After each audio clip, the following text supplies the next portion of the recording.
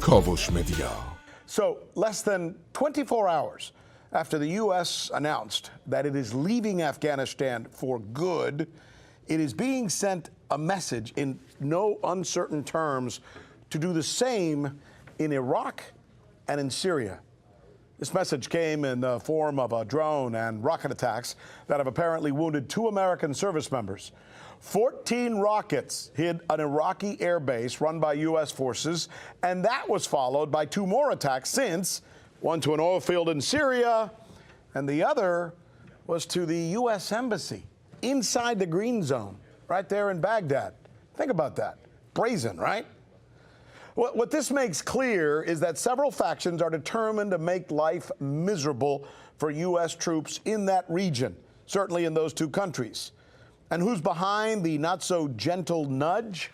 Iran, whose militias are making life a living hell in Iraq, in large part because they are still angry that the U.S. backed out of the nuke deal to which they had agreed, not to mention the fact that just last year we assassinated one of their generals.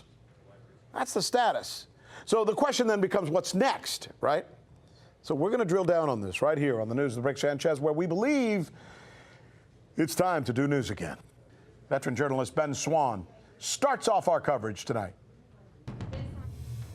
Well, Rick, U.S. Air Force planes have carried out airstrikes against facilities along the Iraq-Syria border. These are facilities that reportedly were housing Iran-backed militia drones that were used to carry out strikes against U.S. forces. U.S. troops in eastern Syria came under rocket fire the day after those airstrikes with no reported casualties.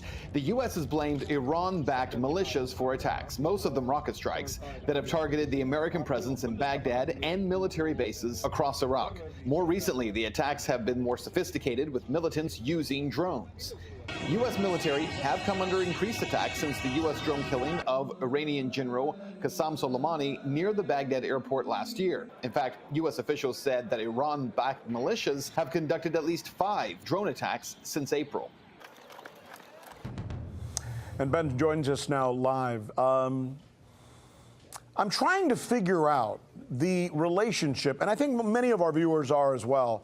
You're damned if you do and you're damned if you don't in a place especially like Iraq and to some extent Syria. In fact, and what's so important about this, Rick, is that if you go back to the time when ISIS really rose around 2013, 2014, 2015, right? We saw this growth of what they called the Islamic State of Iraq and Syria. They had northern Iraq along the Syrian border. They had a big portion of Syria, and together this was their caliphate state. Now, we saw the destruction of ISIS, right? And in the United States, the media doesn't really want to credit Trump with that, even though, and then that's rightfully so, by the way, even though Trump wasn't doing anything to help ISIS anymore, which essentially Obama did by leaving weapons behind, Bush did by leaving weapons behind, by attempting to overthrow Syria.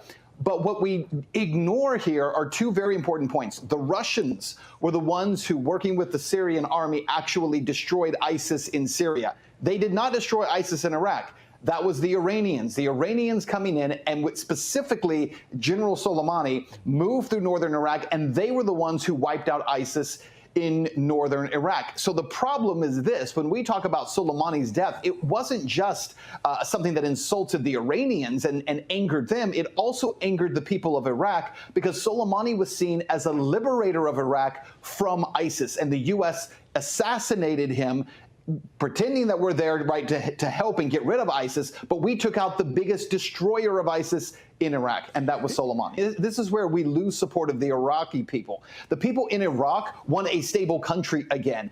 Iran helps them to achieve that. ISIS does not, and the U.S. does not. The most stable scenario for Iraq is to have the Iranians come in, even though it doesn't help them in terms of, there's a lot of conflicting issues there in terms of religious belief, but it's the most stable military situation is to have Iran come in, and not for the U.S. to stay when we do stupid things like assassinate the generals who are helping to liberate the country. It makes us look like we're here only for destabilization, because, Rick, again, there's an entire generation of Iraqis who only know destabilization at the hands of the U.S. I think final question is about the situation with Iran right now. I'm getting the sense that Iran is in a more powerful negotiating position and that they will likely eventually get this president, President Biden, in part because of what his predecessor did, President Trump, to go along with the New Deal, to go along with other initiatives, because if we don't, the situation in that region, the Iranians, will make sure gets worse. Correct?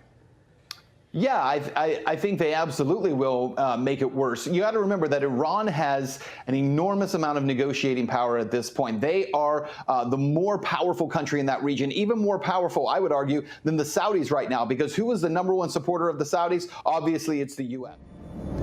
آنچه در مورد ما میگویند